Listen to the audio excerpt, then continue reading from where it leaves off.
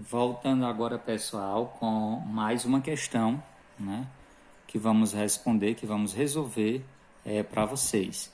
Eu creio que no material de vocês também tem ido da mesma forma. Veja que até aqui eu tenho uma questão e estava sem numeração aqui, porque estava junto aqui, uma outra questão, que nesse caso eu chamei de questão de número 7. E ela diz o seguinte: a tabela abaixo mostra todos os pares de números que se relacionam numa função y que é igual a f de x. Aqui está os valores de x e aqui está os valores de y. Determine, letra A. Então, veja que aqui ficou repetido, né? Letra A, B e C. A letra A diz o seguinte, pede para a gente determinar o domínio dessa função. O domínio da função, quando eu falo do domínio, eu estou falando dos possíveis valores de x, ou dos valores de x que a função pode assumir.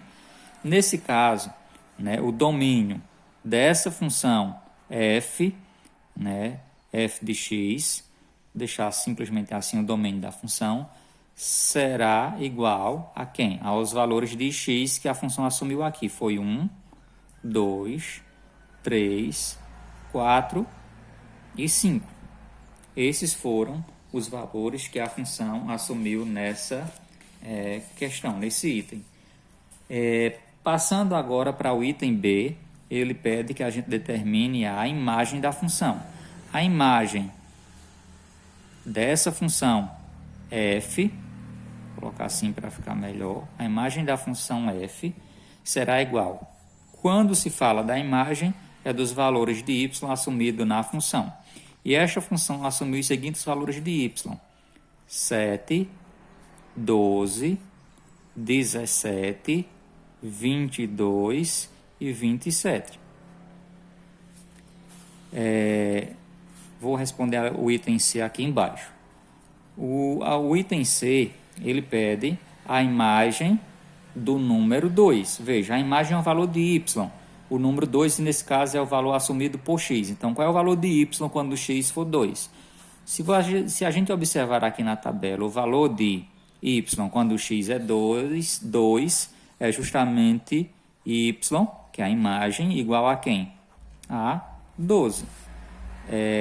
Letra D, né? O valor de x quando y foi 27.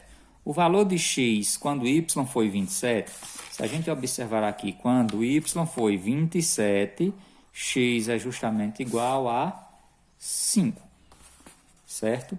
Vamos passar para aquilo que seria, né, a questão 7, mas como eu já disse a vocês, aqui tinha outra questão embutida, eu tive então que chamar ela de 7, então essa daqui agora passará a ser a questão de número 8. E ela diz o seguinte: localize os pares ordenados no plano cartesiano. Eu vou precisar construir, né, um plano cartesiano.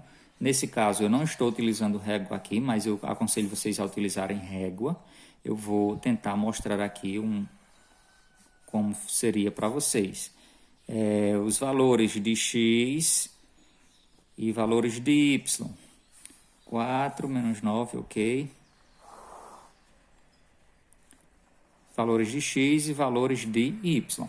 Aqui está o meu plano cartesiano, né, que como a gente viu, será o plano cartesiano ele é formado por duas retas que se cruzam entre si de forma perpendicular, ou seja, formando aqui um ângulo de 90 graus. E no local onde elas se cruzam aqui, eu tenho a origem, né, que eu chamo de 0. Para cá eu tenho os valores positivos de x, aqui eu tenho os valores negativos de x, acima eu tenho os valores positivos de y e abaixo eu tenho os valores negativos de y. Lembrando que um par ordenado ele me apresenta valores de x e valores de y. Então, sempre o primeiro valor aqui será valor de x e o segundo valor será valor de y. Vamos, então, tentar localizar. Veja que o maior valor de x é 8 e o menor 9. Então, x vai variar de menos 9 a 8. Eu vou pegar aqui valores bem pequenos para que fique, né, mais ou menos parecido aí com o real. 1, 2, 3, 4, 5, 6, 7, 8 e 9. Que aqui eu tenho 9 unidades, né? Aqui seria então menos 9, menos 1, menos 2, menos 3, menos 4, menos 5, menos 6, menos 7, menos 8, menos 9. Ok? E para cá eu vou ter, procura sempre utilizar aqui o mesmo padrão, ou seja, é bom que você utilize régua, que você pode adotar ou meio centímetro ou 1 centímetro. Então, vou procurar aqui adotar mais ou menos um padrão. 2, 3, 4, 5, 6, 7 e 8. Então, o maior valor de x é 8 e o menor, menos 9. Então, aí está a variação de x. Para y, observem que y tem um menor valor, menos 9, e o maior valor, 4. Então, adotando o mesmo padrão, menos 1, menos 2, menos 3, menos 4, menos 5, menos 6, menos 7, menos 8, menos 9, mais ou menos aqui, menos 9. E valores positivos aí para y, vai até 4 positivo. 1, 2, 3, 4. 4 positivo. Ok, acabei de colocar aí a variação, né, dos valores de x aqui e a variação dos valores de y. Eu poderia ter colocado mais? Posso, mas eu coloquei aqui somente os que eu vou utilizar, né?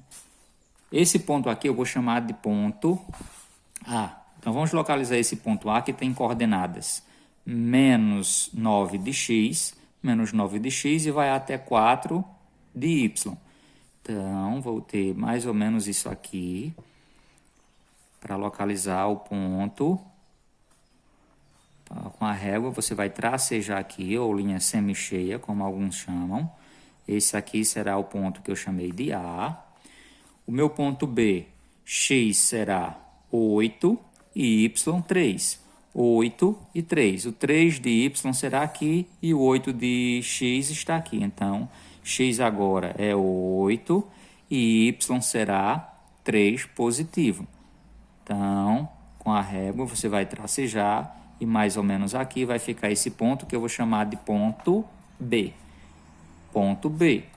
O meu ponto C terá coordenadas 0 e menos 3. Vocês viram aí nos vídeos que quando eu tenho, né, uma das coordenadas aí é 0, o ponto sempre vai ficar em cima da outra coordenada. Portanto, o ponto vai ficar em cima da coordenada menos 3, que é valor de y. Então, menos 3 de y, menos 1, menos 2, menos 3 de y. Aqui, então, ficará esse ponto C. Veja que x desse ponto é quem? Levando lá para o eixo x é 0. E quem é y? Menos 3, ok? O ponto D terá coordenadas menos 4 de x, menos 1, menos 2, menos 3, menos 4 de x é aqui. E vai até menos 9 de y. Menos 4, indo até menos 9, que é este ponto aqui. Aqui, mais ou menos, ficará esse ponto que liga as coordenadas menos 4 de x a menos 9 de y, e eu chamei esse ponto de ponto D. O meu último ponto aqui, né, como aqui é D, aqui será o ponto E. Esse ponto E terá coordenadas 8 de x e y, 0. Então, o ponto, como a gente acabou de ver aqui, no item C, o ponto ainda vai ficar em cima da coordenada 8, que é do eixo x. 8 do eixo x. Então, aqui, quem é x? 8. Quem é y desse ponto? Levando lá para o eixo y, é 0. Aqui fica o ponto E. Está corrigida aí, né, a questão de número 8.